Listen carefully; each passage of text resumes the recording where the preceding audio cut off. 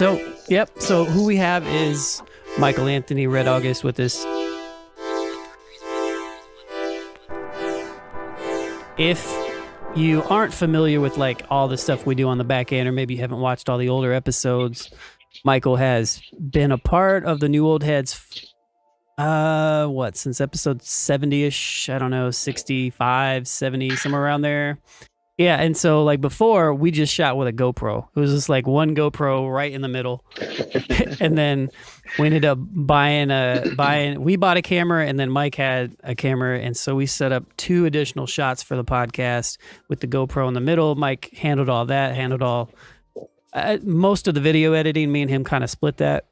And you just launched a new website. I saw that looks real dope. Your website. It's redaugustmedia.com. There we go. Maybe I'll pull that up. www. Do people still use www anymore? I don't know. You don't need to. Like it's like not even necessary. Tell them my age. Yeah. Yeah. Here, let me share this here so you guys can kind of see the dope digs here. But yeah. Nice. This is a dope little website. To the point, I was telling Mike. I gotta click Western. Yeah. But I was telling Mike, I was like, the website's really dope. But you got no mentions of the New Old Heads on here. It's just not acceptable. That's because it's not finished. It's technically not finished. So there are. I didn't want to like tell everybody, but there's still like 2 pages that I haven't released to, I guess, like not visible yet. So one being like all the wedding stuff that I do, and the other is like all like the corporate like broadcast stuff. So you guys are under corporate. So a lot of my corporate work is under there. And so I have to like open up those pages, but I haven't like finished designing the whole thing. I got you. All right. Well, I know. I mean, it's still real dope. I appreciate it, man. Thank you. Did you build it, or did you? I wanted to redo. I did. I think we're on a delay. Can you hear me? I can hear you fine. Yeah. Oh, okay, I got you. Just don't make sure you're not listening to the Twitch audio, because if you listen to the Twitch audio, it's going to be mad delayed. Make sure you listen to the Discord audio. Oh, okay. Yeah. So I designed it. I did get help from TR. Okay. Shout out to TR, man. He's like a super dope creative dude, man. Like I love his energy. I love working with him. He put me onto like a lot of stuff, but he helped me with the structure of it. And then I just took his advice and just ran with it. Just got you. Because I already had a lot of the stuff. Like I had an idea of what I wanted to do. But he helped me organize. Like he's really good at organizing. So he helped me organize my thoughts and my ideas, and gave me like a structure, and I took it and just ran with it. But I decided to stop being cheap and stop doing like the free versions. And I don't know, I got this thing in the back of my head. It was like, fix your website, like do it now. And I'm glad I did, because like as soon as I finished it, crazy like opportunities started coming and people started seeing it. And then like, I was like, oh shit, I gotta like really like go in. So I just stopped going, like just stop half-assing everything and just like really honed in on it and fixed it up. And I'm happy with it. I love it, man. I go to it like every day, like just to look at it. I really do like it a lot. Yeah, I do. Yeah. No, it looks good. It does look good. Obviously I build sites, so I was like, oh, this is fresh. It's clean. Does all that, it's got everything you need. And find you. I've noticed in the last like handful of weeks too, like that you've been like uploading a mad amount of stuff to your YouTube page. Like I was like, man, he's uploading everything to his YouTube page. So, which that is Red August TV. So I've been I give that to you. Like I didn't put a lot of value in YouTube until you and I, like, we had conversations, and like every time we talk, I take a little bit of information, I take it and I use it. I just like, cause you're like smart, you figure stuff out. So I always take a little bit of what we talk about and try to like apply it.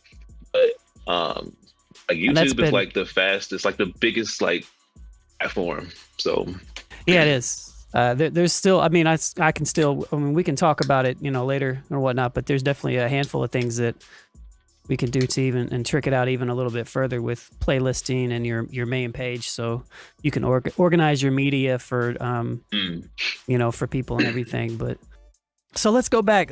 So I don't remember exactly when you and I met. I think it was probably around the cut camp days, is my guess. Somewhere around.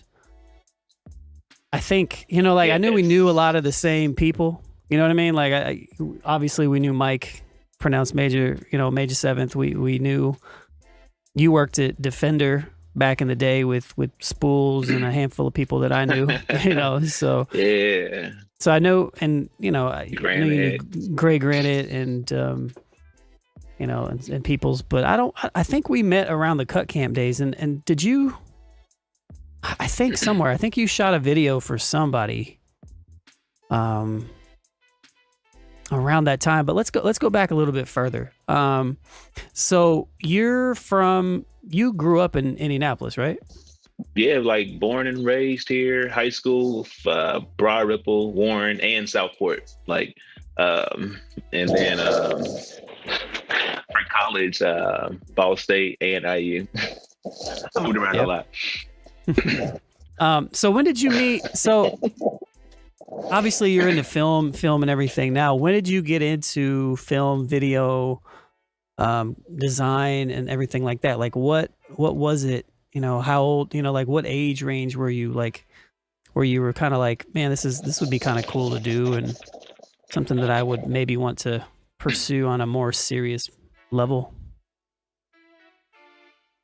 And so my first love was design. I just remember like my aunt, she would always like just draw with me. Like I would draw and I would design stuff. I would just redesign like people's like logos, like Pepsi and Coke logos, Mercedes logos. I remember like I would sit down and I would just like recreate. Saturn used to be a car company back then. I used to like redo Saturn like logos and stuff like that. So design was my first love. I love just like designing and redesigning things and just like drawing. Abstract stuff and just like fire and just weird stuff like that. So I would draw a lot, which got me into like designing. And then I didn't really get into film until years later after college. I actually was very much into like music and writing. Like I love to write, just journal, and then that kind of turned into like poems and stuff like that.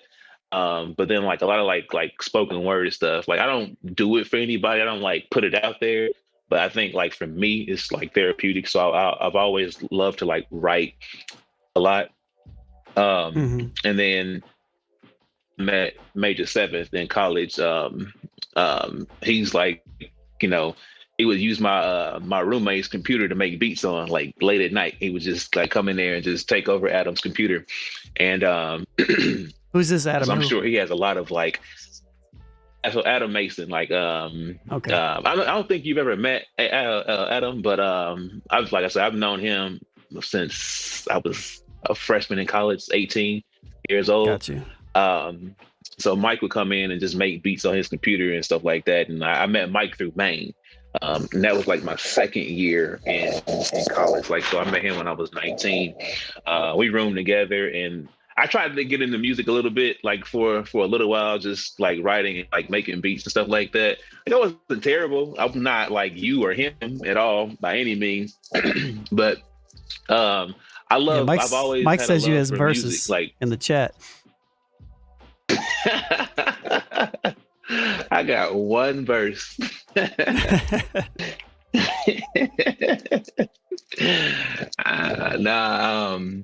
But yeah, I got really into music. So much that I was like, you know what? I'm gonna try to do this music shit. Like I'm gonna really like go at it. And so I had a friend, actually this ex-girlfriend of mine who moved out to LA, and he was dating a guy out there, and she sent him some of my music.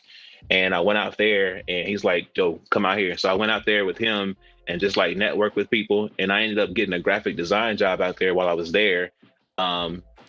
And I met this photographer.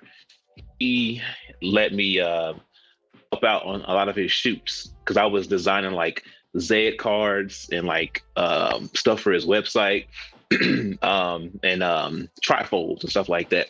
Okay, yeah. And so on his set, he would let me like help out with like a couple of shots and then like editing his photos and stuff like that.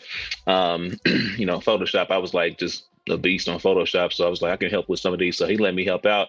And that was my first like taste of photography. And I really, really liked it. And I was like, yeah, man, this is like dope. It's like, I would see stuff in my head and I was like, and I would always see it in black and white.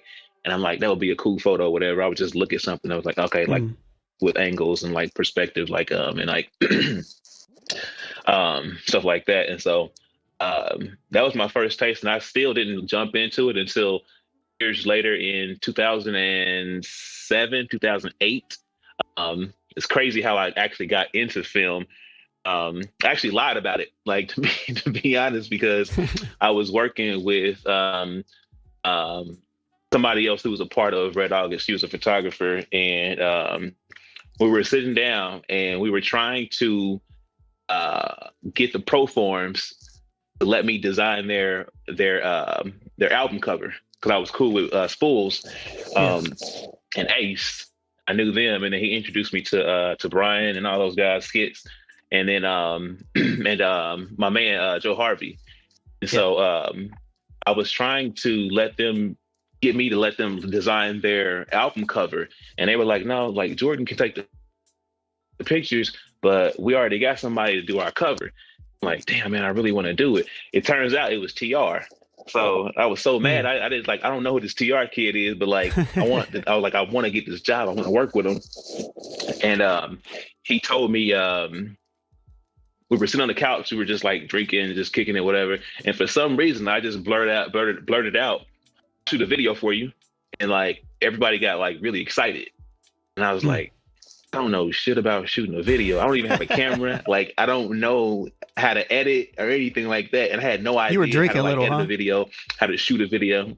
I was a lot. Like, it just like, I felt it like it just came out. And I was like, I can shoot a music video. And I was like, no, you can't. Like, you can't shoot a music video. And that's funny. I couldn't back out because they got too excited. And so I was like, damn, I got to commit. So I went out and bought a camera, and I was already familiar with like Adobe Suite, like how they like the timeline and how they work. Cause I did a little bit of motion graphics in college. So I was like, okay, I understand like how to keyframing and stuff like that. It's like, I can do this. Like, I do have experience with like Photoshop. I mean, with photography. In my mind, like I oversimplify things sometimes. I'm like, if I can like take a picture, I can shoot a video. Like it's shit that's not too far from one another. And that's like how I approach a lot of things. Like I oversimplify it in my mind so I can figure out how to do it, like concept wise. So at the same time I'm shooting their video, I'm like staying up late, looking at YouTube, watching like tutorials on how to like edit videos and what's the best way to shoot music videos. And so I just taught myself how to do it. And, like I look at it now and it's so trash. I'm like, that was the most garbage piece of work I've ever put out. But at the time I was like, this is dope. And then they liked it. So I was like, well, if the client's happy, was it Shine? What was the video? Yeah, it was a Shine video. Hold up, let's show your most like trash music video. We got it here. So remember earlier on, I said I feel like I met you through Cut Camp. That was around the same time that Cut Camp was getting started because TR was working with me and Skits, who's in the ProForms, on Beats and Breakfast, and at the same time. We were just launching Cut Camp, which the Cut Camp was the ProForms and Hinks Jones, my group, Scoot and Black Eddie and all them, and so like right around that time we were all like working together, and I remember you like doing something for them, and I didn't know what it was, so it makes sense that it was ProForms and Shine. You better. Yeah. Hold on. Let me see. Let's play this. If I remember correctly, this video wasn't that bad. Now, granted, you've come a long way, but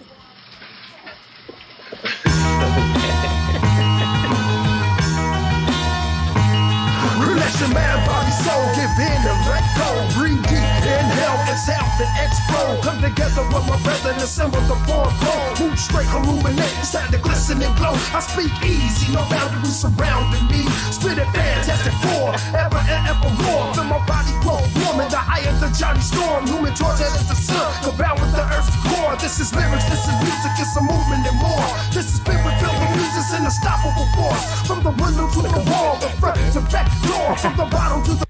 Hey man, this isn't that bad. I mean, we're always like the worst critiques of every, of our own work and everything. But this turned out. Hey, shouts to the bringing down the band banner in the background. You see that?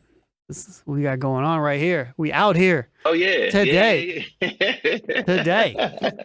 Hey, what's up, Trey? Thanks for stopping right. through. Thanks for Trey. Trey joined us on Tuesday night for the show. But nah, this turned out dope. And I remember this beat. Funny story. I got to get Joe on this too, because we had my very first backstage like long form thing that I wanted when I wanted to start this was, no, you can't jump in. You were late. You know the rules. I just saw that. Cannot jump in. This is white privilege out here. So no, like yeah, hold on, let me open it up. Let me open it up here. Let's see. I mentioned that I was going to bring Joe Harvey. Joe Harvey was my first interview that I did for Backstage. We did it before COVID, before he came to visit. To those that don't know Joe, he's a producer for the ProForms. He was in a group called Twilight Sentinels. He's also a dope rapper and all that good stuff. Semi-retired MC, but he still produces. Yeah. But he came on.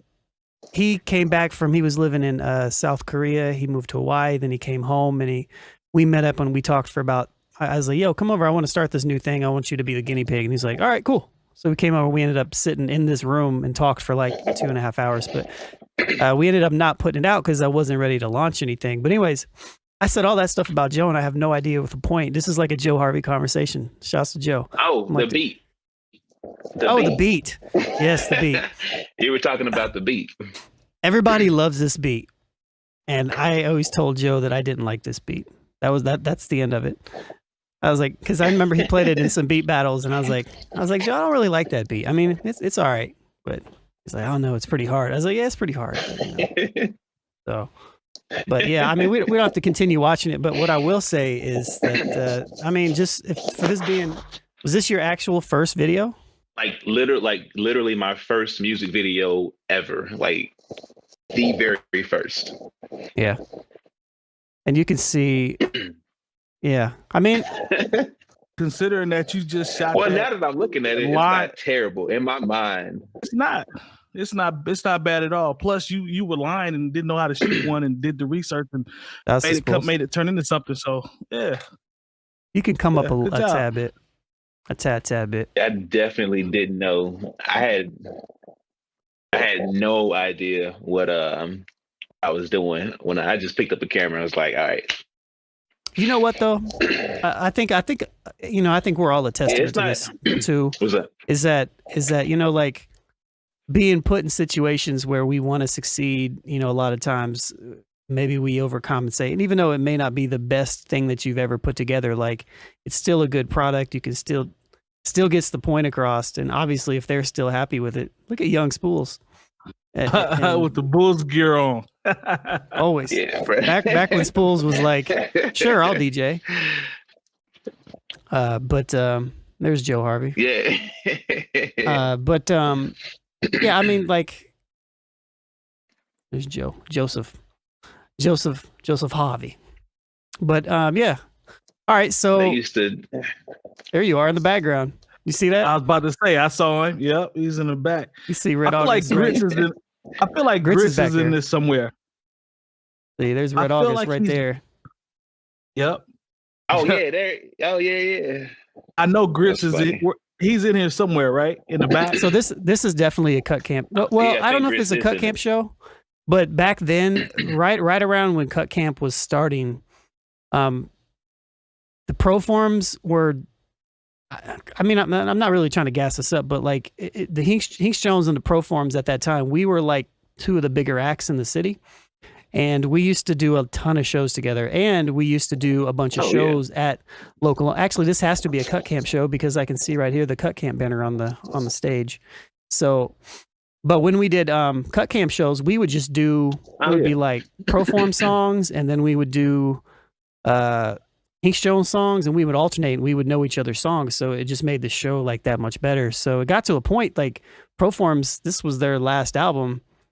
We put out our last 𝐂𝐃 in 2015, but like we just performed as cut camp. We stopped performing as like individuals. Like we just did cut camp shows, and it was a lot of fun. You know, obviously Larue and all the festivals and stuff that we did, but Larue was the truth. That was a lot of fun. Larue was the truth. Yeah, that was it's funny. So some of the like later on in the video, the way I started to edit was actually based off of a video that you did with TR. And it was you, TR, Grits, and what's the dude's name? Blake? Y'all were in the garage. Yeah, Blake Ali. Yeah, Blake Ali. Yeah, Metronome was in that so too. TR shot this video of you guys. Whereas, Metronome, yeah, Metronome was in there. Shout out. So he kept you guys kept switching places, and I was like, man, that's dope as hell. I really dig that. And I hate this video, man. Met you prior to that video coming out. For real, man, I love that video, man. I mean, I don't hate it. It's like looking back on it now, it's just kind of it's it's like older work. I feel like I was smiling too much, like it's stuff like that. It's like, I don't smile. Like, that's the DJ Metronome. Like we were trying to be really official with it too, because like Nick was literally like plugged in, although I think he was doing like fake scratches on it though. But yeah, this is actually my workbench. That's the one. In my garage, my old place with all my tools and stuff on it. It's funny. I remember that spot. And I feel like I'm creative in a lot of ways, but when it comes to like videos and like figuring out how to like ideas for shit like that, man, I'm trash. Like I don't know how to. I can't come up with ideas. Like even like photography and even like design. Like I don't know how to communicate it. All I know is that like if it's dope or not. That's all I know. And so it is what it is. I mean, that's how I feel about music now, especially now. It's like I know if something's dope, but I can't I don't know all the progressions and chords and all the arranging you guys do and all that stuff. Man, I have a concept of it, but like trying to sit down and like do all that. Yeah. I just know if it sounds good, I like it. Cool. Let's go with it. But same thing. Shut up. Yeah. So let's go back a little bit since Mike has jumped in here. Let's go back a little bit to the college days, so you said you were dabbling a little bit with beats and stuff like that, and you talked a little bit about how you found your love for design and all that stuff, but talk a little bit more about college and maybe how you guys met, and I guess even more so like how your guys' relationship developed after it into like when you guys were doing like Red August stuff, and stuff like that. How did all that we had common friends in common. First and foremost, my guy Maine was a lot. Maine and Kenny. I think I know I met Mike through them, but I met Maine first. We were just hooping in the gym. We all used to play basketball around the same time. So that's how we met. I met Mike on the court hooping because he knew Maine. So we all started hanging out because we all had a love for basketball. And then Maine was nice at rapping, and he didn't know I was trying to dabble in the beats. Then that became a conversation. Then Kenny gets involved, Pete's sake. And he didn't even like me when we first met. Like Kenny sat in the room with me for like 45 minutes and didn't speak to me when I first met him. So we got all that together, and as we started to progress, we started to progress at college, we had so many things in common: music, arts, being creative. You remember, Mike? I don't think you were there, but it was in shout out to my man Mo B from Anderson. Mo B, that's whose room we were in, and he literally had his back to me for like 45 minutes playing a video game. Would not say one word because he thought I was going to be talking about Marvin? He'd say, yeah, Marvin Brown. Yep. Yeah. That's whose room we were in, Stu West. And Pete's sake would not talk to me for like 45 minutes. So, you know, we just continue to all just have so much in common and hang out. And that's pretty much how we got started, from the arts to the music to, sports, right. I would say. That makes sense. Yeah. So the funny thing is, that you say that. So here's the situation. Like we were all tight because we came in 99, 2000, right? So that was the year that, me, Kenny, Maine all came to Ball State together. So we met each other freshman year. So we were already tight. Like I knew like they could rap and play ball. Kenny was on the volleyball team, you know what I'm saying? He was nice. And I found out that he could rap and all this stuff as well. So we had kicked it for like a whole year and got real tight. So then next year, freshman class comes in, Maine starts bringing Mike around. And to be honest, I didn't fuck with Mike neither. He didn't either. Mike didn't either. Yep. He didn't talk to me either. I didn't like him, man. I'm like, man, why are you trying to bring somebody new in the crew? Like I was cool with how things were. Literally. And nothing personal. I just did like new people, like, you know what I'm saying? I was like, yo, we got our crew, we tight. Like we don't need any new people coming in. And Mike was like, Mike is trying to pass on the court. Like, when we competitive, that's going to happen. But it's a difference between when you're competitive with somebody that you like, competitive with somebody that you don't like. You don't care what happens when you hooping against somebody that you don't like. So they trying to bully me, push me around and all that. Like I'm just going, like I'm a country boy. I'm gonna back down or whatever. But I'm like, man, I ain't going nowhere. I will be here. And that's how we eventually once the wall came down. Once the walls came down, it was cool because I was like, all right, man, let me stop fighting because Maine ain't gonna stop bringing them around and he can actually hoop. So if you can play ball and you can hang with me, because I used to talk cash shit, man. I used to talk so much trash. People don't know that. People don't know that. He didn't back down. And so like I was like, all right, he's cool with me. Like he's not a punk, he don't back down and he can play ball. So like that opened me up. And I was cool with him ever since then. So, yeah, man.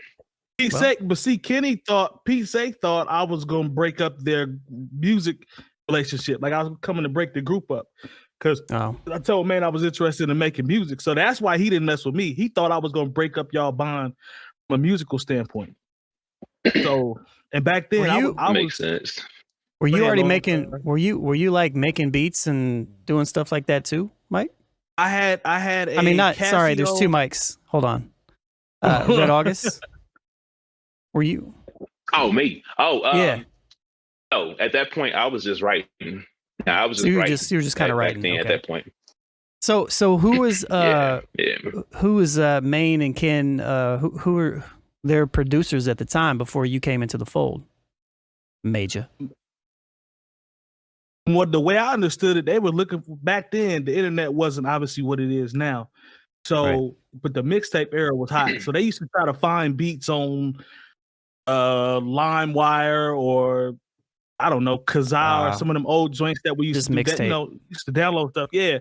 They used to go through a lot of stuff like that. They never had like original production.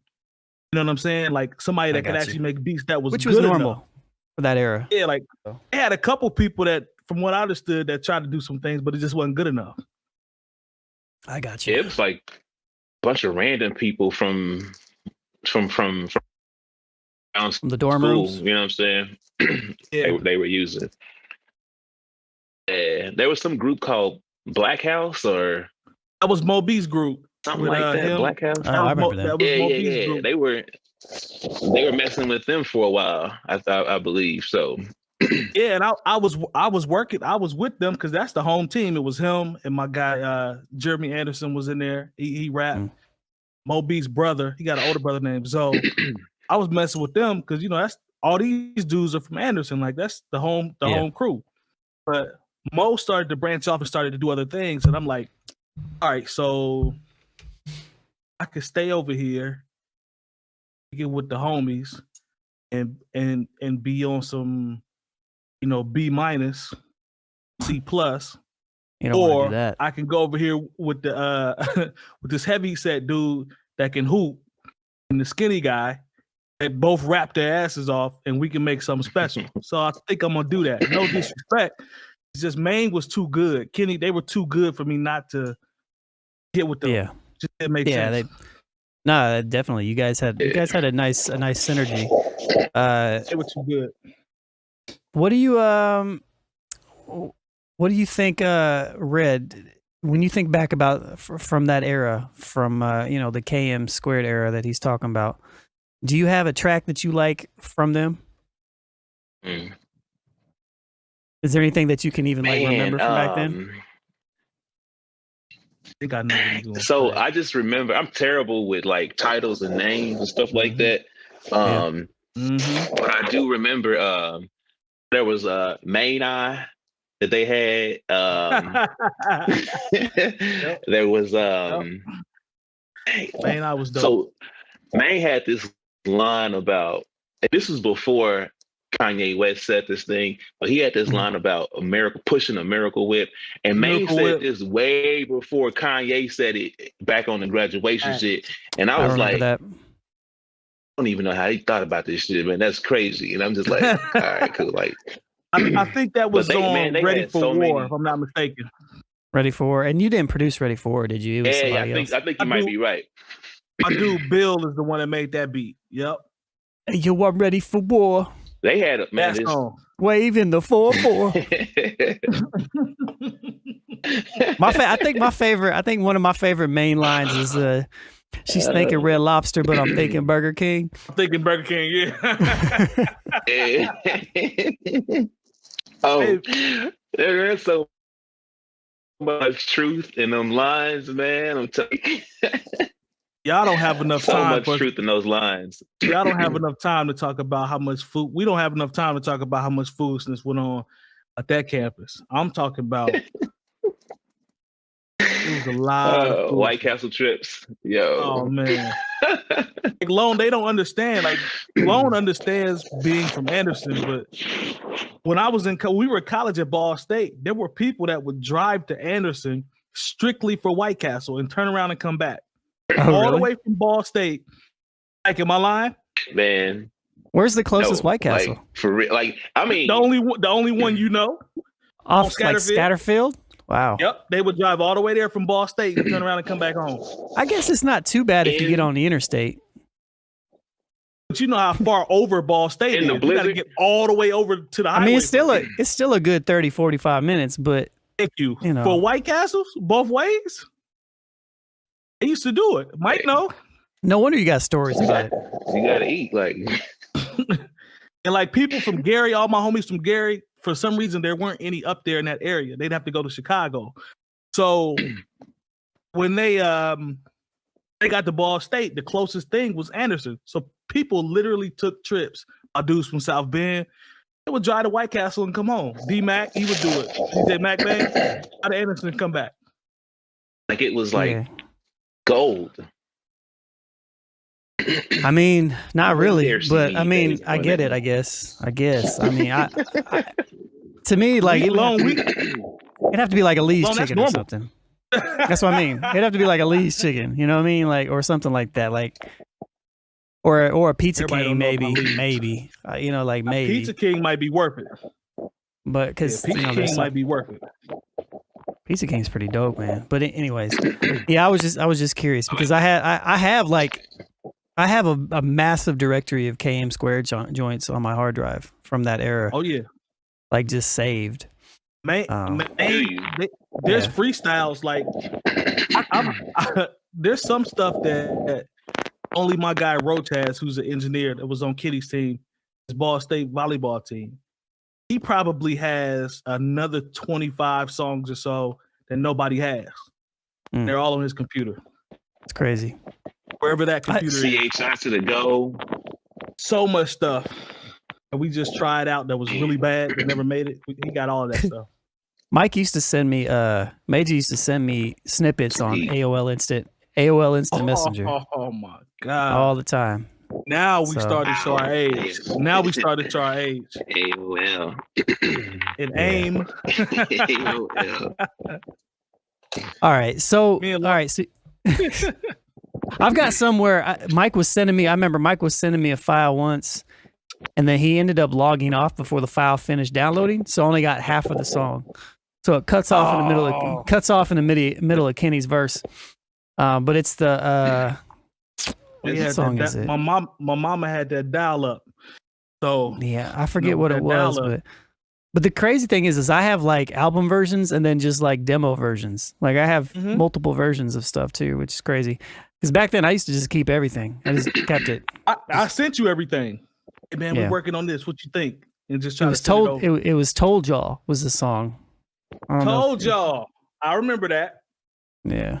I remember that. I don't know if I remember that. Like if Kenny, like I hope Kenny doesn't like log on because he'll hate me if I play it, because anytime I bring up this era.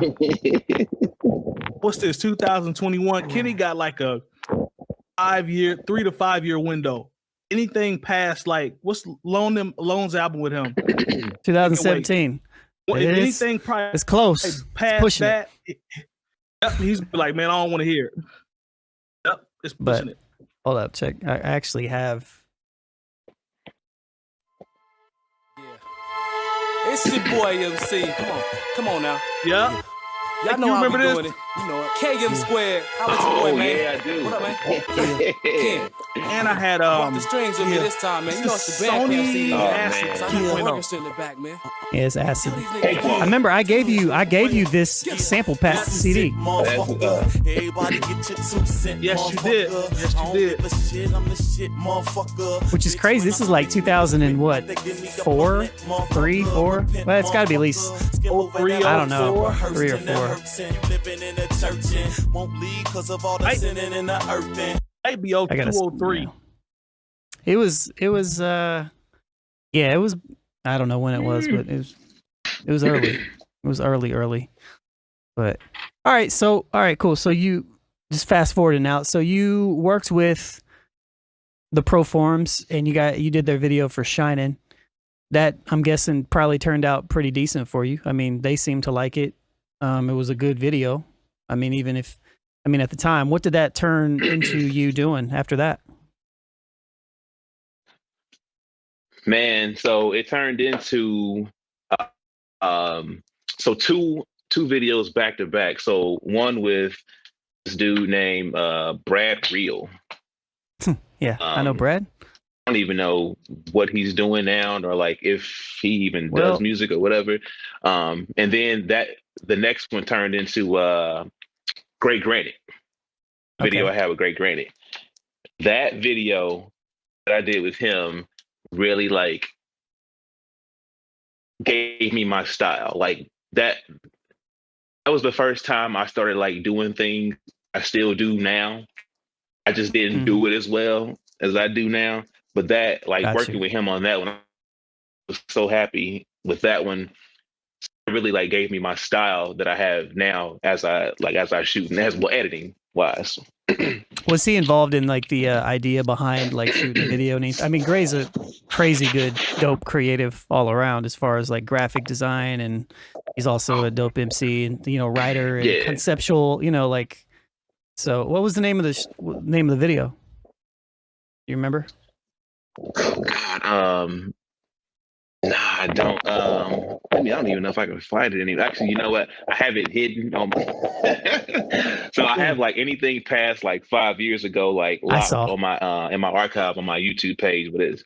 I know I saw because I follow your page and I went there and I have I have an entire directory on Bringing Down the Band. If you go to the YouTube page, like YouTube/Bringing Down the Band, there's a full Indiana songs and video playlist. And I was going through it and I saw a bunch of the videos you uploaded as unlisted. And I figured you were just doing it because it was older work and you didn't want to necessarily like promote yourself like that. That was my guess. But I mean, I guess I could be wrong. Well, so is that why you're doing it, or new branding and? Well, it's just basically. So just with the new branding, so I wanted to tie. I wanted everything to fit. So I wanted everything to fit, like my Instagram, my website, and my YouTube page. I wanted everything like to match, and so everything that I had before, it didn't really fit with what I'm doing now, looks wise and just branding wise. And so I just took it and put it in another photo. But it's called "Come at Me." Come at me. Okay. Let me see if I can find it on here.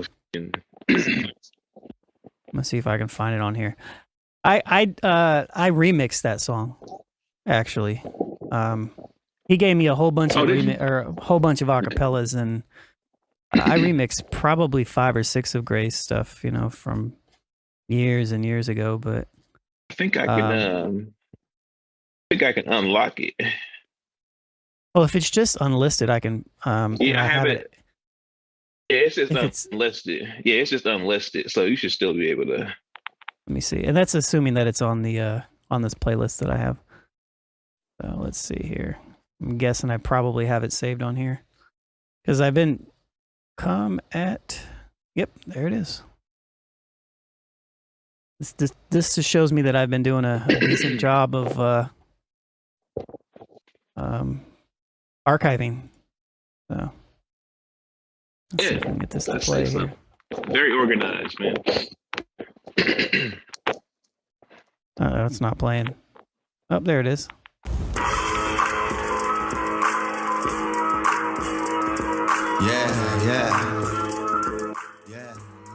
I'm gonna turn him down, but I think I remixed this one. But yeah. So this style right here, this style was more so like. What would you describe this style as? Yeah, a lot of like overlays and man, okay. I don't even have a word for it. I just know that I don't know, it's like this I don't know, man. I don't have a word for it. It's just I like to manipulate and like throw your eyes in different places and throw stuff at you, like just keep you stimulated. And once I started figuring out how to use like overlays and like adding like graphics to videos, then I just went crazy on this one. I started like messing with masks and like playing with like, you know, the size and doing all kinds of stuff. And I was like, man, this is how I want to shoot. This is how I want to edit like everything. And so like, I really like this, like the birth of like what I do now. Got you.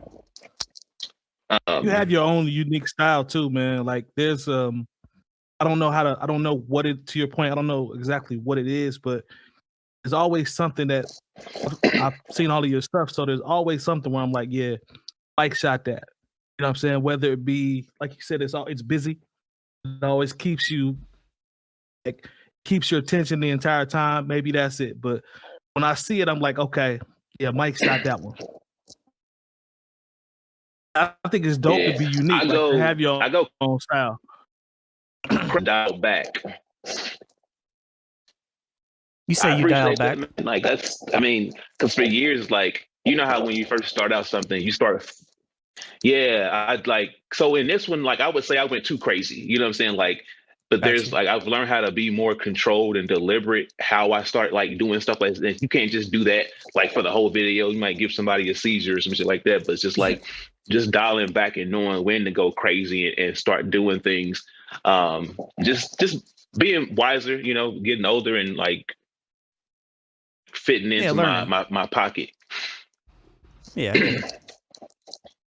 Cool. Oh yeah. So you went from 𝐃 to and Brad Real, 𝐃. So ProForms to Ace. Did a video for Ace, super ugly. And was that the one that was kind of similar to the Gray video, where it was like in like an old abandoned like building or something, or? Yep. Old abandoned building. Was in a basement. It was like chainsaws and gas masks and all kinds of crazy stuff going on in that one. I think it was super ugly. I think that's the name of it. It was that one. Was that the one that had Michael Mike B produced it? I wonder, because he was in the video too. Maybe it was another one that Ace I don't did. even know. Yeah, I don't know either. I don't know. There was somebody in it, but I can't remember who the dude was. He was in the background. He had a big machete in the background with a mask on. Like, was he was he kind of an older white dude or no? Nah, this guy was black. Nah. Okay, so it's something else. Oh, goody. I don't even know where that video is. I don't think I ever posted it. He did everything to it. I actually liked that video. It was weird. Like, it was dark. Yeah. It was dark. I actually the whole like marketing and branding for that album that came out.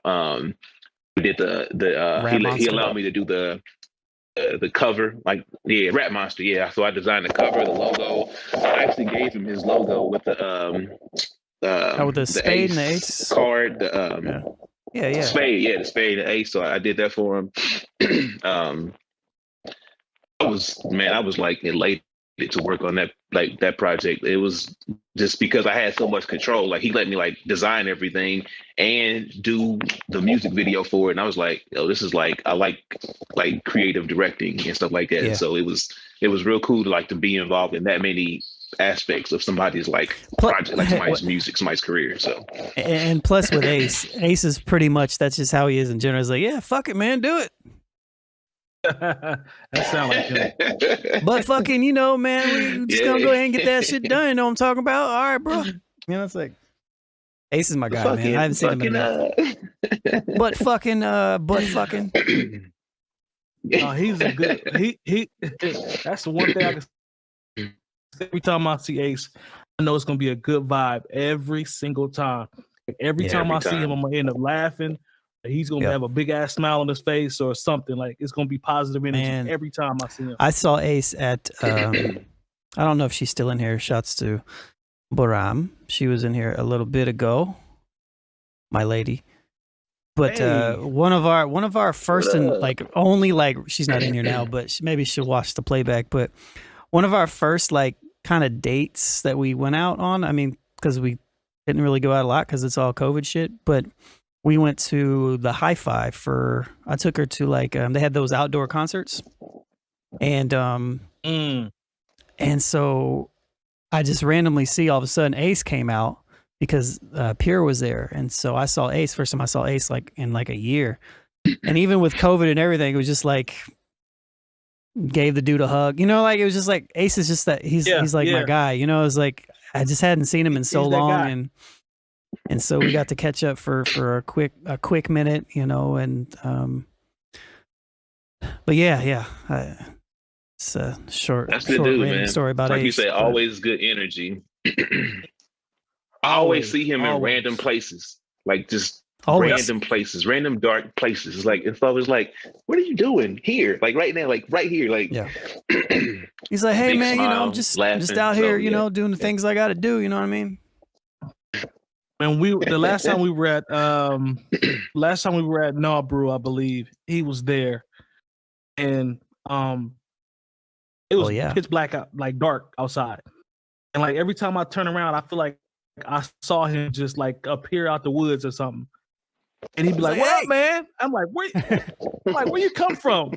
Oh man, just out here chilling, man, chilling. I'm like, dude, it ain't nothing but woods back there. What were you doing back there? And he'd be like, mushrooms. Oh man, yeah. Be like, oh man, I'm just out here having a good time, bro. I said, all right, man, be careful. And then he'd disappear and then pop up 20 minutes later, coming out the water or some shit like that. That's just him, Magic flowers, man. But man, funny story. Ace is the one that put me on to carrying around a pack of wet wipes everywhere you go. He always had wet wipes. I'm like, what you doing with this, man? He was like, man, you never know. You never know. You're right. That's true. Just Ace. That sounds like all right, man. So around this time, cool dude. Sometime around this time, it has to be pretty close within this time, is when you guys linked up for the Dominique Larue project, and you were involved in that as well, too, right? Mm-hmm. Yeah, that was I don't know the exact year, but yeah, so it was I think it was like maybe about 3 years after like the Ace project. I did some random, stuff here and there. But then like Red August had gone through like changes as far as like who was all involved. At that point it was just me, and then that's when me, Mike, and Maine decided to, hey, let's like link up. Got you. And like we're gonna do it. We always talked about doing this in college. Like, why not do it now? Like we all gonna have our foot in what we want to do. You know what I'm saying? So we decided to link up. And then the first real project, the first assignment for us was Dominique Larue, and that shit was crazy. Like after so Mike introduced me. Obviously, I don't know how they met. He can tell you the story. I don't know how they ended up meeting, but he introduced me as like, yo, like she's dope. Like, and so I talked to her. They had like the big, like the brother sister vibe, and then I came in and like nothing changed. Like, you know what I'm saying? Everything was just still dope, and she was just real cool. She had that little sister vibe, you know what I'm saying? And she was feisty. And she could rap. She could, like, for me, like she could really, really rap. Like I really liked her vibe. And some really good ideas. And her and I talked about, like, you know what I'm saying, like visually what we could do. And we just vibed from there. And then like I started hearing the music they were making. Yeah. Like, damn, like I really want to like get in. Like we're starting, man, he sent me like the early stuff. And I'm like, damn, like this is like gonna be like a classic album. Like I really want to be a part of this project. And it just worked out to where she came here. We did a photo shoot. We shot a video. I went there. Shout out to Ohio, Columbus. I went out there. What video shot did you a couple shoot? Videos out there, and it just became a thing. Which ones did you shoot? The one here, or in any of them? So I shot Happiness. I shot. I did Happiness, Addicts. Addicts was shot here. I was just watching these the other day. They must be hidden. What's the one I shot? I shot this one in because I can't find them. Freedom. Freedom was in Columbus. Freedom, because we talking about the Freedom hat. Okay, so Addicts is actually on Venmo. I never put that on YouTube. Not Venmo, but Venmo. What's that one? Vimeo. Vimeo. That one's on Vimeo. I never put it on YouTube. At the time, I was like, yeah, Vimeo is going to be way bigger than YouTube. So I started like putting everything on Vimeo. Vimeo uses I was YouTube. wrong. I was not right. Yeah. How do they? They put all their content on that. They have for years. Yeah. I'll get you learned out here. Yeah, so I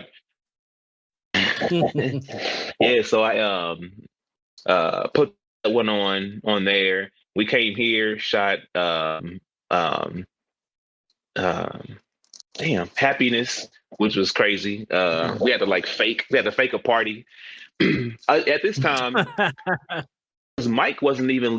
Mike, you weren't even living in Indiana. You were still in DC. Because I remember I couldn't use you in the video. Maryland.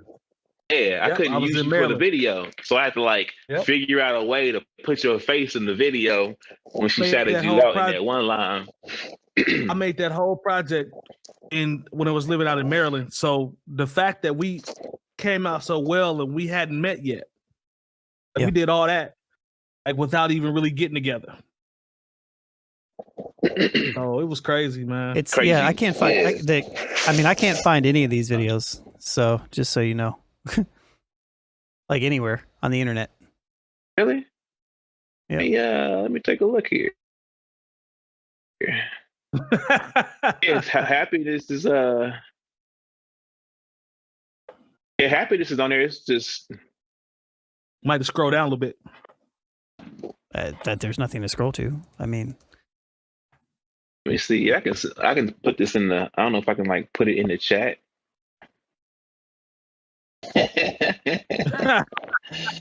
Oh man. Happiness. Can't hear it because it's not on. I don't know. Oh. It's been so long. Mike, she was in the tub. Hello? Hey, for Hey, what's up? No, I don't have any plans for real. man, my color grade game was trash.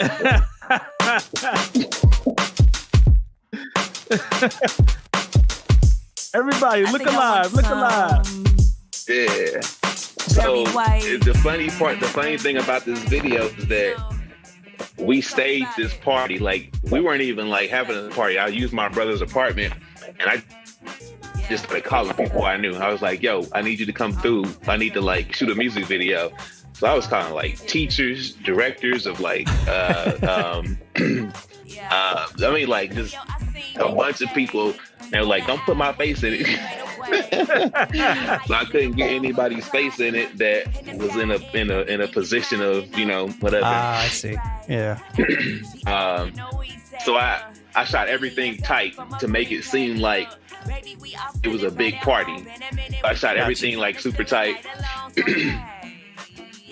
And it was just funny. So I hit everybody. So actually, right there, the dude on the wall, that's Harvey. Oh, it is. The hat on. Yeah. So it's like, hey, I need you to come through and be like the love interest of this party. Yeah, because when it's like hashtag game. Yeah.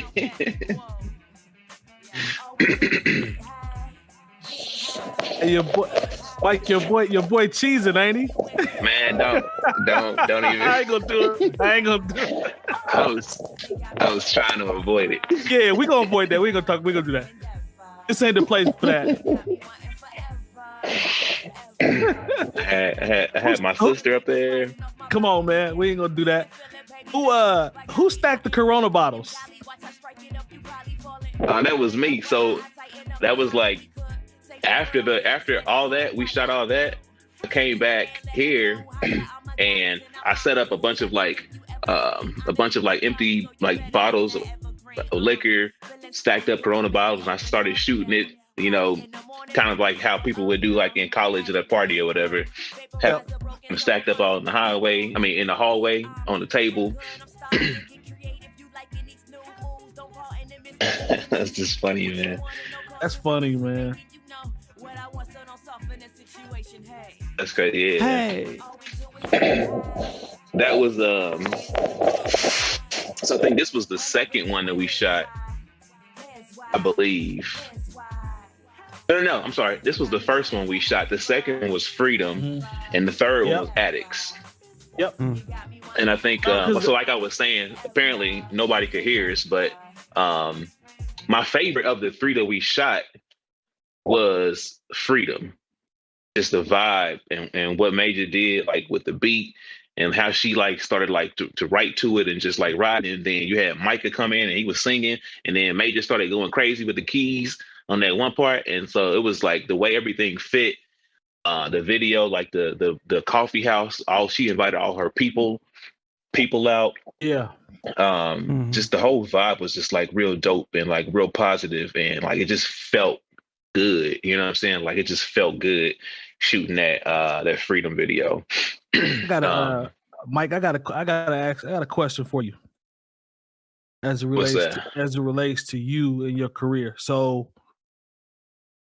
at what point, because I'm familiar obviously with everything that you've done, like your entire career, but at what point did you start to realize that you were extremely good at what you do, and that you had to start to treat yourself as such? Like, because you know, once you level up and realize what you have to offer, you know, you got to level up everything. But when did it hit you that when you knew you were elite and it was time to level up across the board? And what did that mean? So I have to answer that in like 2 or 3 parts, because there's like levels. There's levels to that question. For me, it is. There's like levels to that answer. To answer it directly, when did I realize that like like I'm actually really, really like good. Like I could do this for real, for real. Like this year, like last year, maybe. Okay. I believed I could. I believe like I had a belief that I could. Like I always knew that like I'm not as good as I want to be yet, because I knew all the things that I wanted to do. I just never I hadn't figured out yet. Like as a stage of like I could subconsciously do it and I could like his face. Sorry.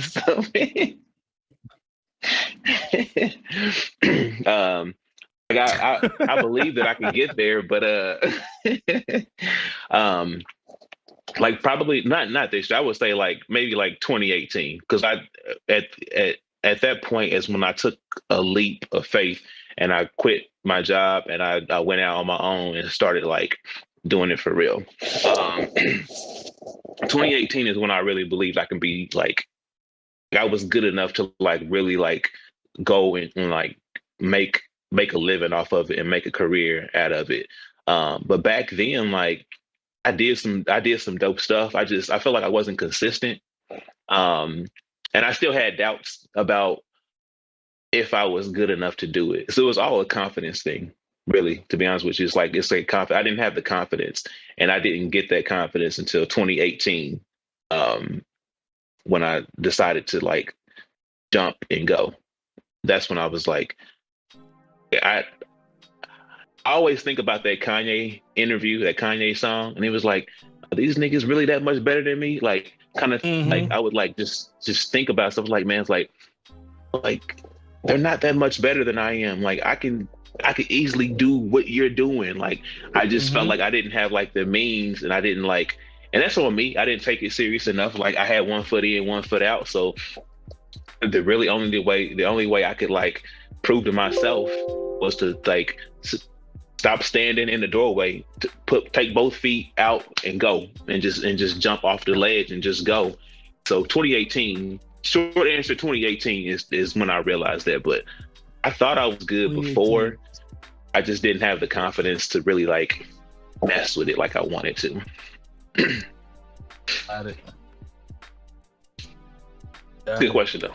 It's a really good question. So what's happened since then? You know what I mean? So you quit your job. I mean, obviously we know, we've talked to you, but you know, so walk us down this path of jumping off the cliff and saying, fuck it, let's see where it goes. Like, man, mistakes. And so there's like a learning curve. Like, you know what I'm saying? Like, I took a leap before when I moved to LA, like I was telling you about earlier. I took a leap before because I packed up everything and I literally just left in like a week. It was like, you know what, I'm out. So I cleared my bank account, grabbed all my stuff, and just moved to LA to do this. And the way I did it was reckless, right? So this time I decided I'm gonna be smart about it. Like, so I learned from the company that I was working with, like tricks on like how to conduct business, how to like think about things from like a customer perspective, like my clients, how should I be? So I like saved up money. So I did all these things with the intent, okay, now I'm gonna like leave and really do it. So since then, you still make mistakes, right? Like you still make I've made a lot of mistakes just because I didn't really know the business end of it, and not ignoring the business end. And like me, like I only wanted to do the creative part, and you can't do that if you're planning on like providing for yourself, providing for my son. You know what I'm saying? Like I got a family, like, so I didn't take care of the business end of it, and I made the road rough. You know what I'm saying? I put myself in difficult positions and like, yo, like damn, financially and things like that. But I didn't quit. I didn't give up. I kept going, and like eventually people started noticing, and I started getting more confidence. Like I started like I did a video for like one of my favorite artists, Skyzoo, and like he messed with it, and I was like, right, like, cool. I didn't think that I made it, but I was like, damn, like, I just did a video for somebody that like I'd like listened to, like I'm a fan of. Like, I'm like, yeah, right. What else could I do? And so like, and that was around. So that was early in 2018, and that small doing victory that right there, huh? Yeah, motivational. Very, man. Like, it was, but it just gave me like the motivation I needed to really like go out and do it. And then I just got smarter with like the business and started like talking to people like you, shit, like you helped me out a lot. Like, we started having like serious conversations about like, how do you maintain, like, you know, and just, you know, on the business end of things, and like as far as like how you structure everything. And I took those conversations to heart, and it started like, I didn't officially have a mentor, but like I used a bunch of different people to like really like get advice from since then. And just kept working on my craft and like investing in myself, and like really like putting like being smart about how I spend and what I spend things on. Right. There you go. It's just not like not getting like caught up in like that person's better than me, or people say he's better than me. So now I gotta like right now, like my only competition is me. And I'm not like saying that on some like I'm the best type shit. It's like I'm the only person that can do what I know how to do. Like, well, you're the only person that directly affects your outcome. Yeah. You know? Exactly. Yeah. Yeah. So I stopped worrying about everybody else and started like focusing on like myself, and like just be the best like creator that you can be, and stop focusing on what other people are doing. And then wasted energy. It's wasted energy. Seriously, like perspective shift is so crazy to me. Like, it's like, for me, like it blows my mind how you can like just change your whole mood, change your way of thinking, change your life by like shifting your perspective. Nothing changed, just the way you see it is different.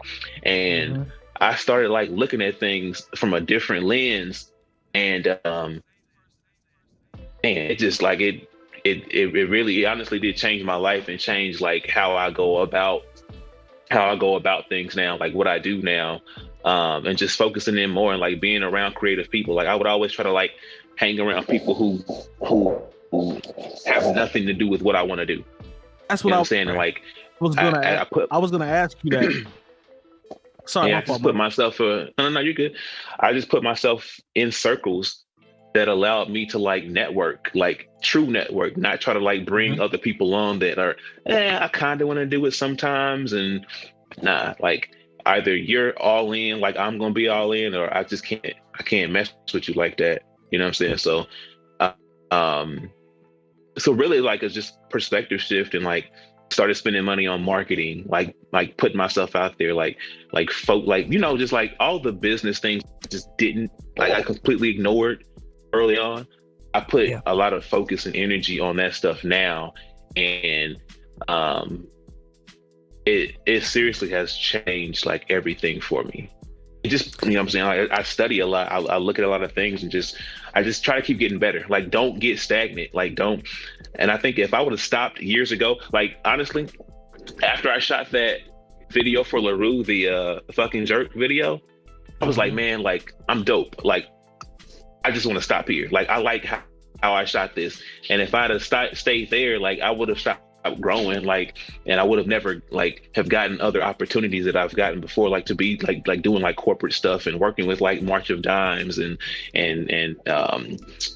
Ben's Ranch Foundation and Peter Millar, like all those corporate jobs and things like that I've had a chance to like to be a part of. I would have never gotten those if I stopped like growing and stopped learning, like, and trying to be better. So, right. I know it was a long ass answer, but no, that's a good answer. That's good stuff. That's good stuff. Because I think this is something that is, you know, you mentioned it a little bit, but you and I used to have a lot of talks, like after the New Old Heads, when we would go to like coaches, you know, we would talk about this shit, right? Yeah. Right around the time when you decided to make that plunge, and I had done the same thing similar like a year before that. And it's something that's hard to wrap your mind around, like how to do if you haven't done it and been through it already.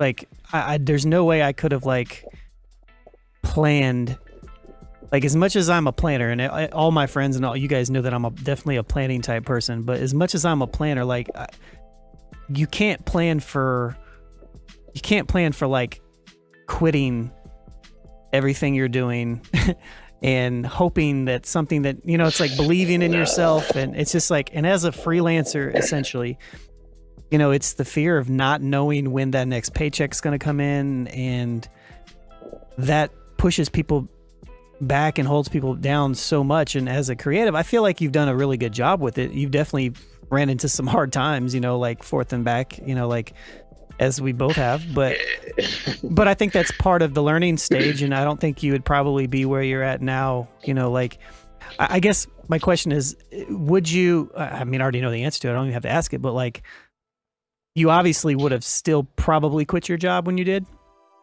Or do you think that you would have waited, looking back now? No, I would not have waited. I still would have quit same year. I think I just had enough of like the corporate world. Like I had enough of like taking orders and like doing, like making other people money and like building other people's legacies and stuff like that, and not like focusing in on what I want to do. So I still would have quit that same year. Like that, because I remember that feeling. Like I literally could not take it anymore. I was like, I'm done. Like I couldn't. Like it was like, it's in my, like, you know how you get sick and you, that's how I felt. Like it physically affected me.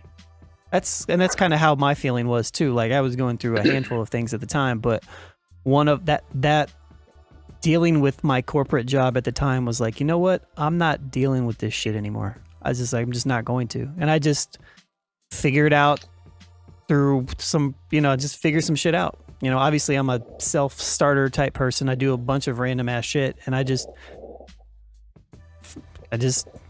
made it work. I mean, don't get me wrong. I'm definitely lucky in the skill set that allowed me to freelance and build websites on the side and do all that stuff. And people like TR, shouts to TR, he definitely helped me out.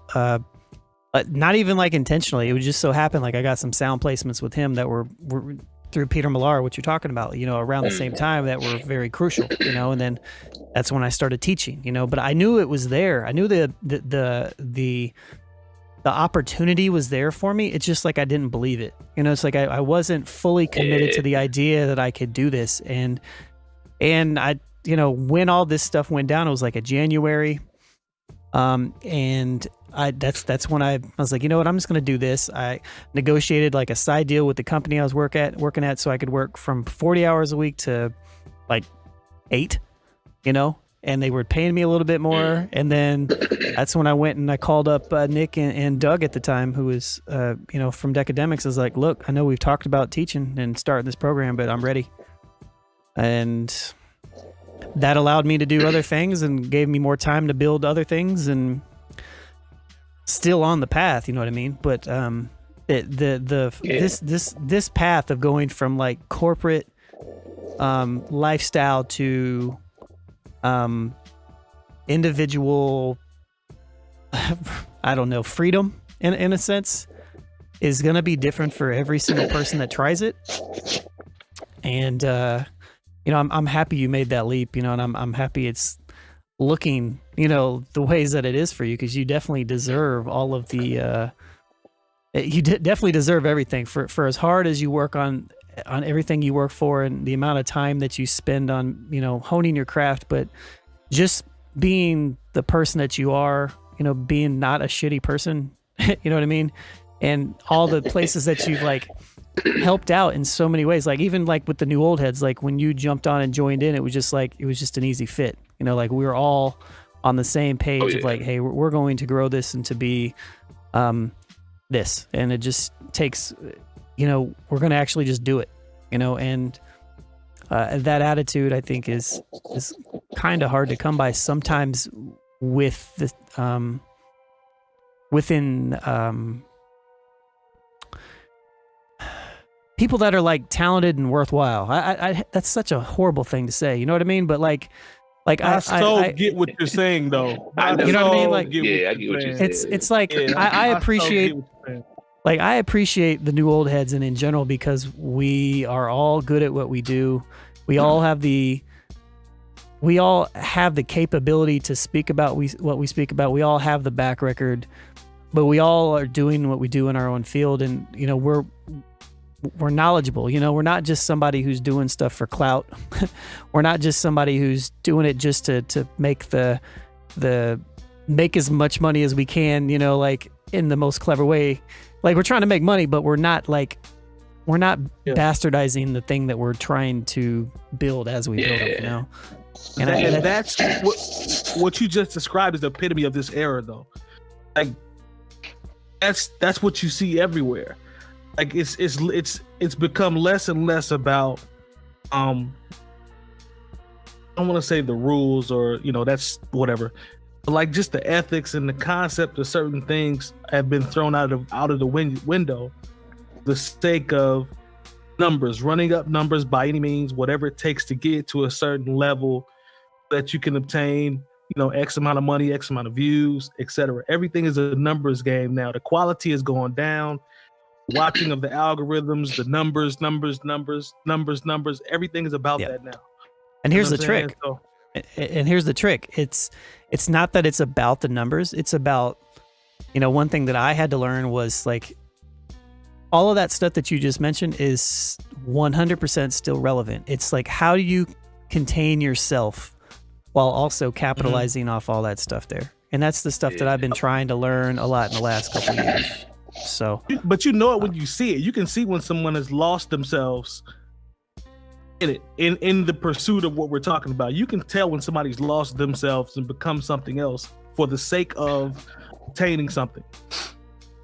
I always say it like this is like people can tell if you're phony or not. Like I can if I like within 5 minutes of talking to you, I can tell if you're fake, if you're phony, if you're not a genuine person.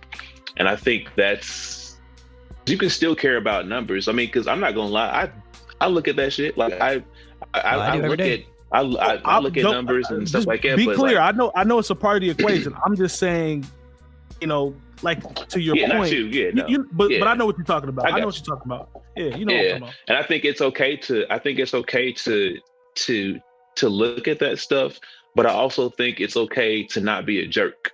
You know what I'm saying? Like, because when I was coming up, I ran into a lot of people, and I'm not name calling. I don't get into all that because you know you do what you do. But I ran into a lot of people who do what I do around here, and that were like straight up jerks and asses to me, like or would just blow me off and stuff like that. Yeah, and we remember. And like I could get it if I. Well, we definitely remember him. We definitely remember him. And so it's like I didn't like how that felt, so I would never in my life treat someone that same way. I can understand, you know, making people like, you gotta want it. Like nothing's a handout, and I don't expect a handout from anybody. Like I'll work for everything. I work my ass off for everything, and so I don't expect a handout. So if you ever thought that I was coming to you on some just give me this type of vibe, then like, buddy, you're wrong. Like that's not who I am. It's not like that's never been who I've been. So I don't want to be like that for other people. Now I'm not going to give somebody anything, so you're going to have to work for it. But I've never been a jerk to someone coming up saying, "Hey, I want to learn this. I want to do this or whatever." Like if you really want it, then you know, let's go, let's work, let's do it. I don't. Yeah. You know what I'm saying? But for sure, just being phony and fake like that, I try to be, you know, cool. Like, you know what I'm saying? Because you can't trick people. Like they can tell if you're being fake or not. So all that other stuff is trash to me. What about the balance though? What about the balance as a creative that wants to make dope stuff? You want to support people, and you want to work with people. How has the balance been for you of choosing what you work on nowadays? Because you do have a little bit more of a little more leeway. You know, well, I mean, when you're strictly a creative and you're not worried about it for sakes of like paying bills, let's just say that. it's different than you have a little bit more control. You would think you do over like maybe the jobs you would select. Has that affected your choices and things that you have selected, maybe worked on? Yeah. There's stages to it. So like when you're first getting out there, at least for me, I felt like I have to take everything that comes my way. Like I need money. I'll take everything out. What, you need this done? Cool. A baby shoot? All right, cool. Maternity? Let's do it. You need a video? You want to shoot this apple? Let's go. Like I would take my camera out. I would take my camera out and I would shoot everything. I'm trying to see that apple shoot. And the one thing that I learned, but I really didn't put into place until this recent push, because that's like this year's gonna be, and I'll get into that if we have time a little later. Yeah. But is that you can say no, and being selective about what you like about your brand. And That's I've been reading. I'll kind of get into a little bit. So I've been reading this book called Essentialism, right? And it's a really dope book. Like of all the books that I've ever read in my entire life, this one has had the biggest effect on me. Like, okay. And I haven't even finished it yet. Write that down. But it's called Essentialism, and it just talks about just the power of just like saying no and like really like streamlining what you want to do. Like don't muddy things up. Like just keep it simple. You know what I'm saying? What are you good at? Okay, then go do that. Stop trying to be everything, because you can't be everything. You can't do everything. And I think that's one of the things that I struggled with early on, is because I felt like I'm good at a lot of different things. I could design, I could take pictures, I could shoot videos, I can do logos, I can do this and that or whatever. And I was doing like so many things, and it was just confusing to know like, where's my lane? And I always struggle with, how do I market myself? Because you can't be doing like family shoots and then I got super ugly over here, fucking jerk here, and then I'm going to do like a baby shoot. And it's like, just because you can do stuff doesn't mean that you should be doing it. You know what I mean? Like, so I had to like cut off a lot of things and like say no. And that's the luxury of what I do now, is like I can say no to a lot of stuff. Like I don't have to, like I've built my brand up so much now that I don't have to take everything. I don't have to do everything. I can do what I want and pick what I want. And I'm okay with struggling if that means that, all right, cool. Like you can keep your little whatever, like a couple $100 for this design or whatever it is, or like, and I don't just do things for a little bit of money now. Here it is. I value my time. That's what it is. I value my time a lot right now.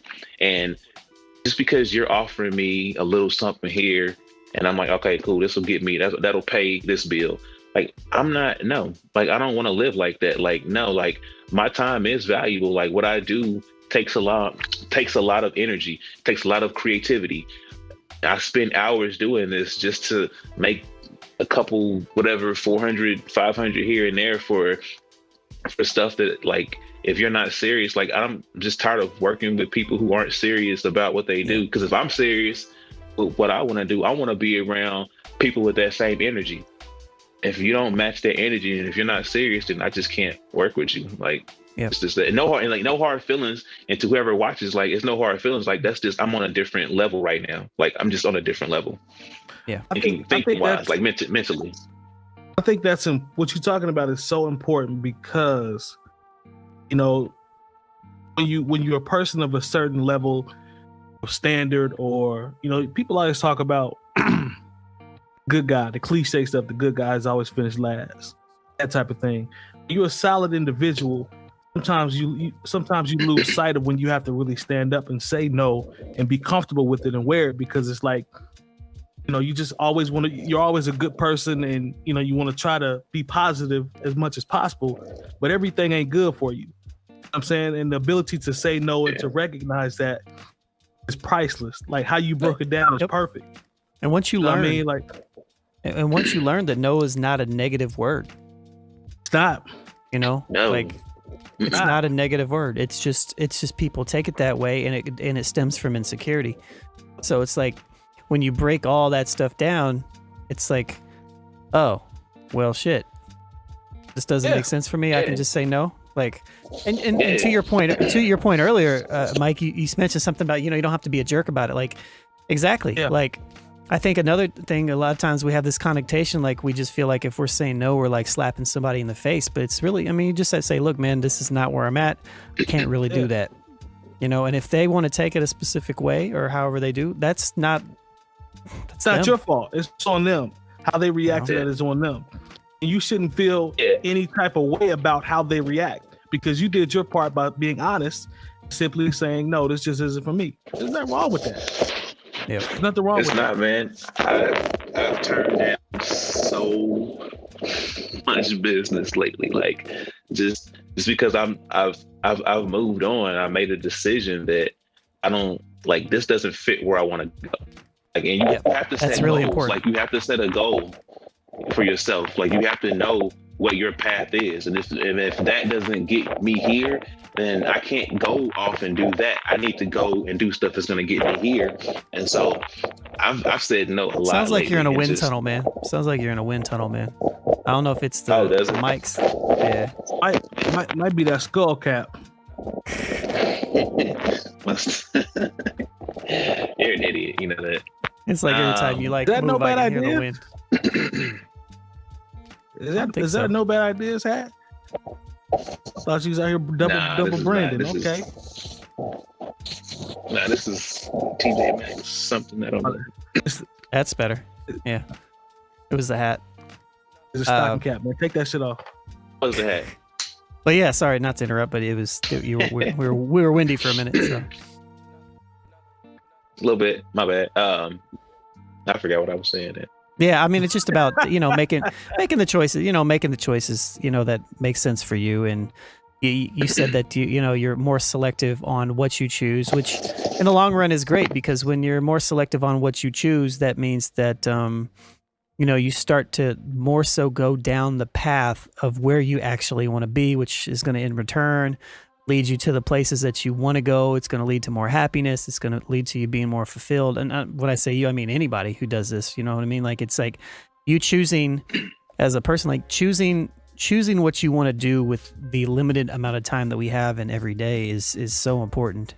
And I made that personal choice a while ago that even if I'm not going to, like, my time is so important to me.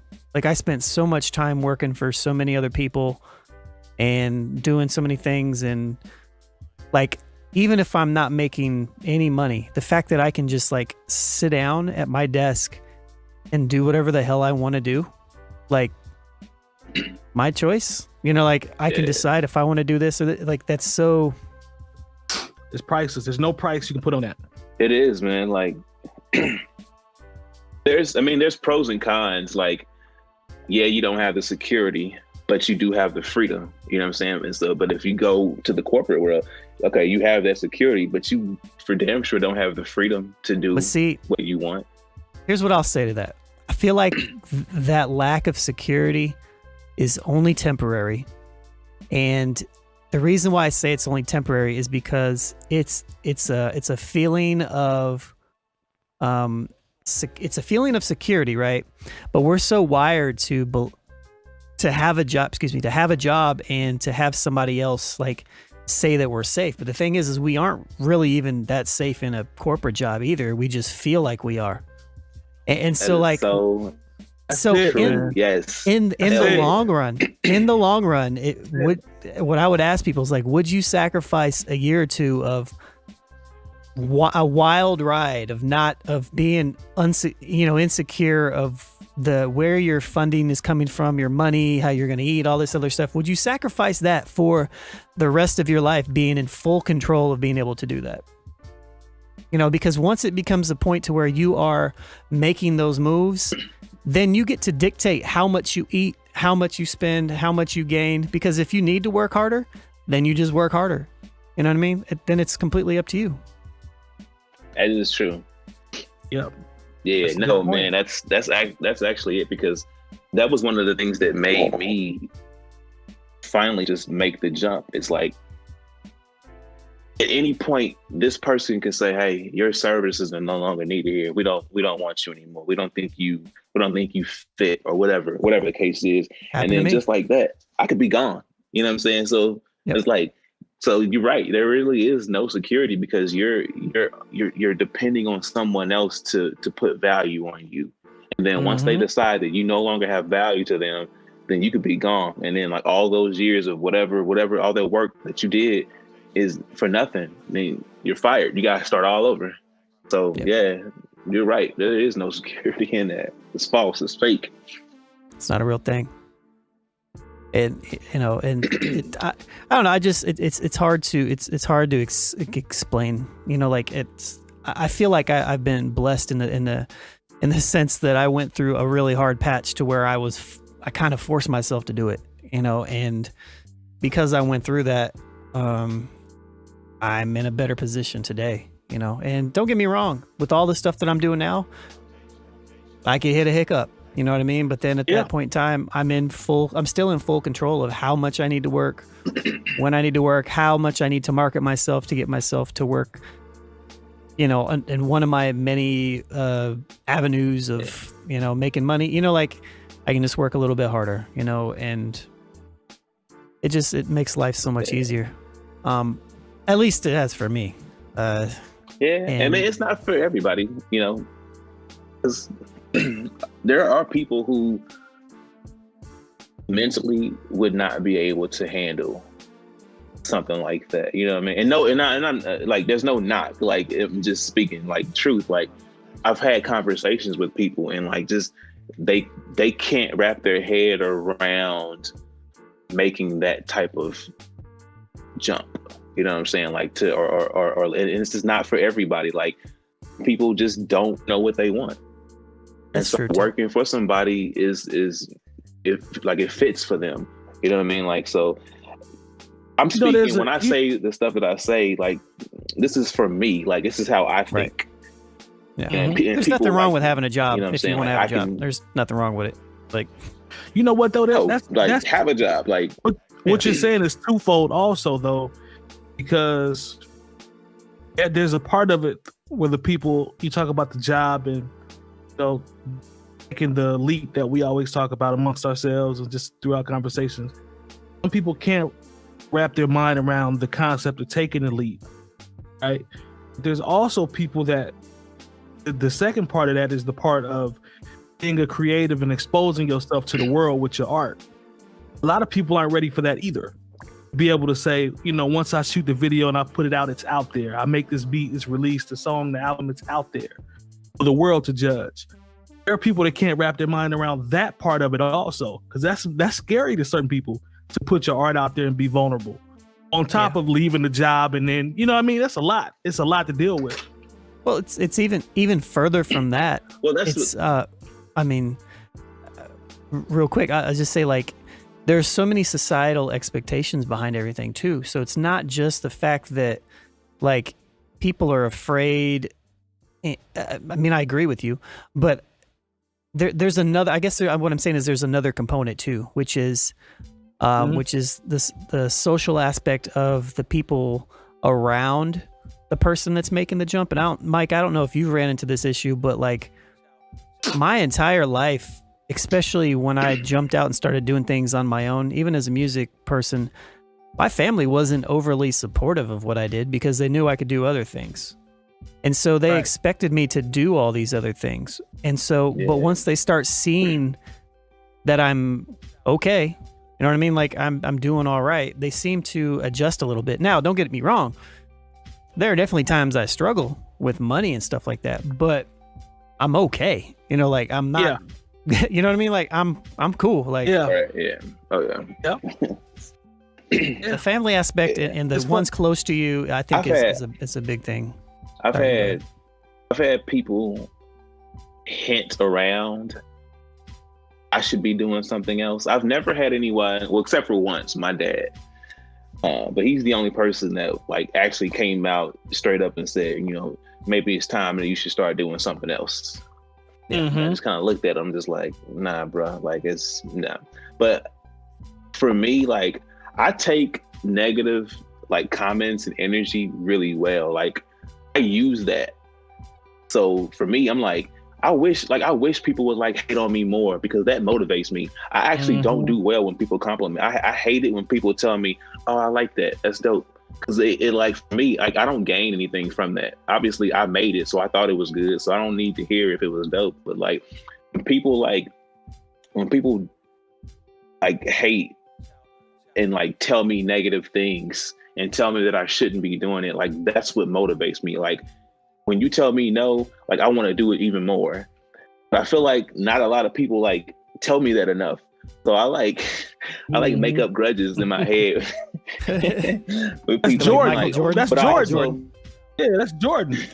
Yeah, that's what Jordan did. I really do that. I'm like, so like but I take it a step further. Was like I look at your actions.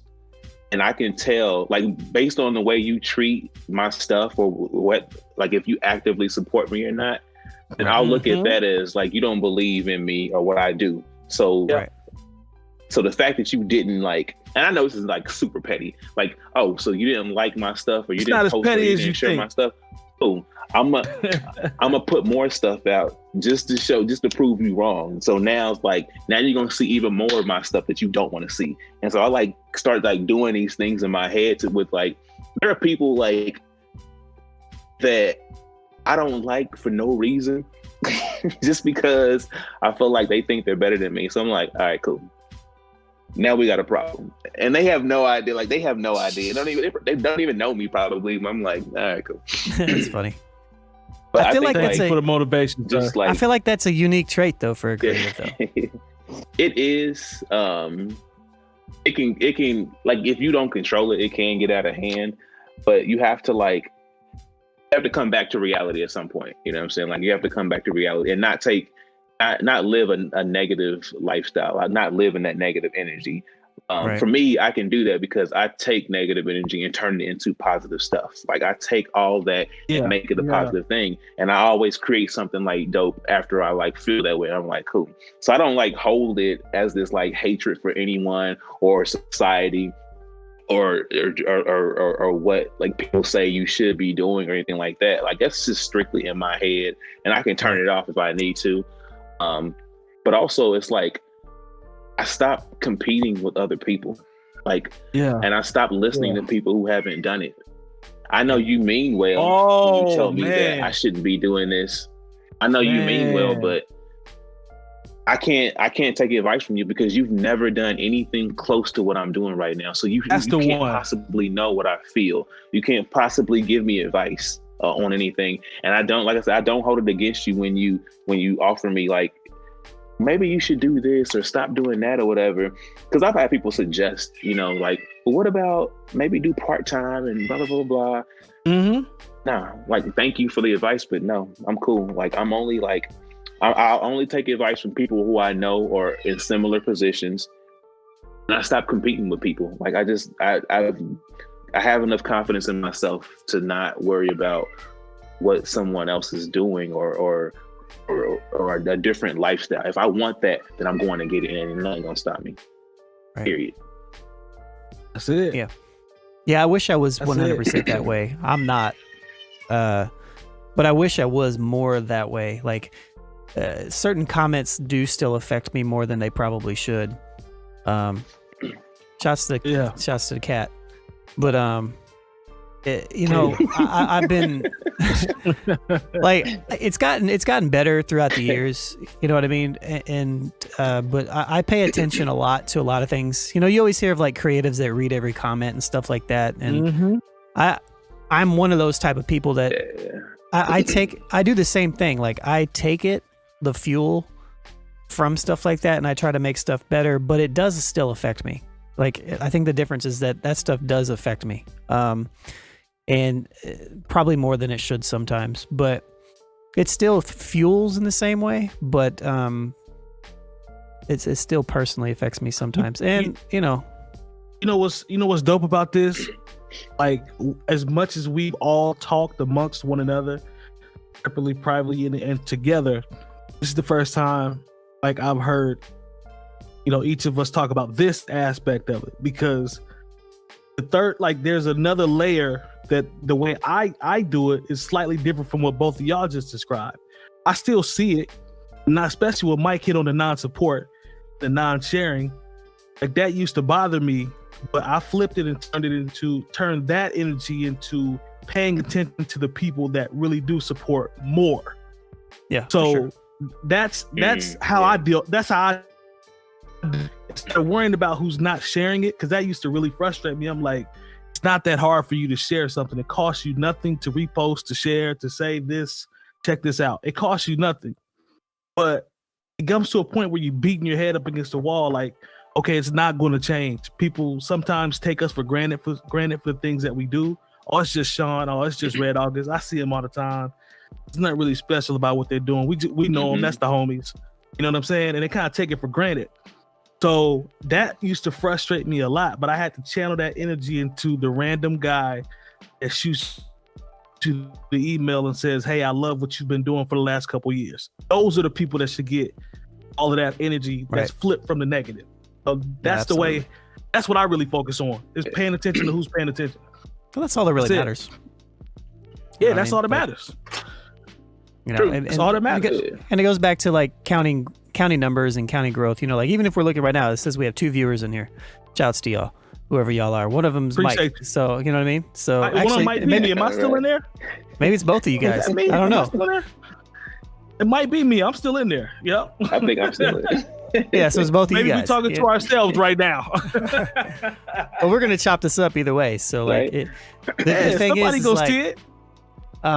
But it's not like it's I mean, when we talk about numbers and counting numbers and how to grow things, and like even the little thing, like one of the biggest things that I appreciate about working with Mike in the production stuff on the back end, that we have a private channel that nobody has access to except for me and him on the Discord, and we share stuff back and forth.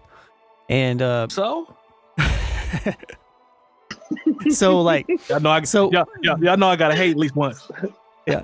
So like I'll send him a video or something, or I'll send him something about, like the ways that I kind of want to grow, and the way that I work, like in general, and you guys probably both know this, like I'll get mini motivated for like a short period of time, but it'll be like really heavy. It'll be like I'll like turn it on like 1,020% and just go on something. Huge wave, huge wave. And then I'll take a break and then I'll come back to it. But when I'm like on some shit, it's like I'm ready to grow and move. And so whenever I share anything with you guys, like privately, like a video or like, hey, check this out, it's really me saying, you need to stop what you're doing and watch this video so you're on the same page as me. Like, please get on the same page as me so we can get there. And the one thing that I, with the production side stuff, and I've shared Mike a couple videos before, and it was the same video I showed you on Tuesday, Mike, about the growing and the... Yeah, we just watched one. Yeah, we just watched the one where he said he made $150,000 of passive income a month. A month. Yep. Yeah. But even more so, like just how to like I shared Mike a video from a guy named Devin Nash about I don't even remember what it was about now, but it was about streaming or something, and but it's just like the amount of growth that it takes to like be successful in the business that we are in. It takes a ton of knowledge, and with all of us working on it, like it either needs to be like myself and 2 other people that really know everything working together, or it needs to be just me, because I can't take myself down to the bare minimum level of like kind of understand. Like I need to be able to go at a high level with everybody else, otherwise I feel like I'm not moving in the ways that I need to move sometimes. And so like it's important for us, and as we grow this team and as we continually to grow, to like, and this ties into everything that we're talking about is like entrepreneurs in that sense, is like it's so much more critical for us to be able to connect in these ways and be able to communicate how we want to grow both individually and collectively, so that we are supporting each other in all the ways that we need to be supporting each other so that we can get there. You know, like if I know everything behind what Red August Mike wants to do, it's weird calling you Red August, just for the record, but for like, if I know everything behind like what you want to do, it's easier for me to know like when to send stuff your way, whether that's media, information, job, work, you know what I mean? What times of days I need to hit you up so it's best fits your flow. You know what I mean? Like all these little things are so important so we can all be on the same page. And I feel like I know I'm talking a lot, but I feel like in the last 6 months or so, maybe 7 months, the amount of information that I've learned about the internet and Twitch and YouTube and making money off of it, like I feel like a fucking expert. Like I really do. Like I feel like I know the things that I need to know at this point. Yeah, yeah. And so it's like I want you all to understand this too, so that we can be hitting on all these cylinders and stuff like that. And I've been also learning how to lead in different manners, you know, like me and Spools talk about that, because one of the things, I've always been a leader my whole life, but I've never been a good leader because I never wanted to be a leader. So it's like, it's learning how to put people in positions to win and stuff like that. And, I don't know. I know I went down a random tangent, but it's my whole point of all that was like working with Michael Red August. But it's like whenever I throw stuff to you and we bounced ideas off each other, you're always there, you know, and you're always like, cool, I'll check this out. Or if I'd be like, hey, what about this over here? And you'd be like, okay, cool, I'll check that out. It's never just like not checking them out. You know what I mean? Like it's not like weird. It's not anything like that. And you told me a long time ago, you're like, I remember you telling me, you're like, I don't care if you tell me if I need to change something. He's like, it doesn't bother me. And I'm like, all right, cool. You know, we'll just work on it and keep moving. But, and the reason why I've separated this mic even from you, even though you do probably more than anybody else, is just because I wanted to start small and then like build out. You know, I wanted it to be like me and Mike hitting on the same accord really well. If we bring Brad on, cool. You know, and then start like growing out that way. That way it's not like we all have different things that we're like a part of and that we're doing and everything. And my goal is to put people in positions to win when they have the space and time. And like, I'm not going to ask Jay Moore to do shit that Jay Moore doesn't want to do. And I'm not going to ask Terry to do stuff that he doesn't have time for, or you to do stuff you don't have time for. And you do a ton. You know, you do the topics, you know, like, and stuff like that. So anyways, I'm gonna stop talking, but that's all I have to say about that. No, you good. No, I mean, like, I think what you're saying is true, man. Like, it's like, it's true. You have to have that energy and people like, to give you that energy. It has to be reciprocated. You know what I mean? It's like you give a certain amount of energy out, and like you can't just be left depleted. So having people around you that can fill you just as much as you put out, you know what I'm saying? Like that keeps everything going. Like that keeps the wheels turning. Like, you know what I'm saying? So if we're all working and we're all on the same page and all understand, like, this is where we need to be. This is what it takes to get here. If we say we want to get here, then it's really easy. Like that should be the direction that we want to go. I completely understand what you're saying. Just go ahead, Mike. I'll tell you one thing that I love is the ability to have not uncomfortable, but have conversations that may be uncomfortable but are necessary. Because in any team that I've ever been a part of, you can apply it to sports, you can apply it to corporate or whatever. Those conversations come up and they will continue to come up. But it's about how you handle those as a team. You know, because in order for a team to be successful, you got to check that ego at the door, man. It's about the final product. It's about the common goal. You know what I'm saying? And everybody's going to get it. We're going to have those conversations in order to get to where we want to go.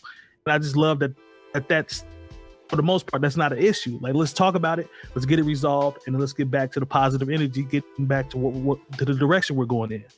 Right. Like, you got to have that. You have to have that. Yeah. No doubt, man. Like I mean, I think I watched this documentary years ago. I think it was like the Black Album documentary. Oh, with Jay? Jay-Z started out by saying, talking about how hard it is to get multiple people on the same page at the same time. I don't know why, but I do know why, because at the time I was really struggling with trying to get multiple people on the same page. At the same time for the same goal. And I was like, damn, like that hit like here, because I understand what he was saying. And so it helped me do two things. One, determine what kind of leader, like if I want to lead, what kind of leader I should be. Decide if I even want to be a leader in that capacity. And three, not everybody wants to do a certain thing. Not everybody needs to be involved in a certain thing. Like, and so if somebody doesn't want to be there, you gotta let that person go, and don't force them to do something they don't want to do, because they're not going to do it well. It's only going to like bring the whole team down. Pulls everybody else down. Yep. Yeah. So you gotta play the people's strengths. Like figure out what someone's good at, what they're willing to commit to, and then involve them as much as they want to be involved. But I can't bring people on if they're not there, if they don't understand, if they don't want to do it. You know what I'm saying? Like not everybody thinks like that. And so I think like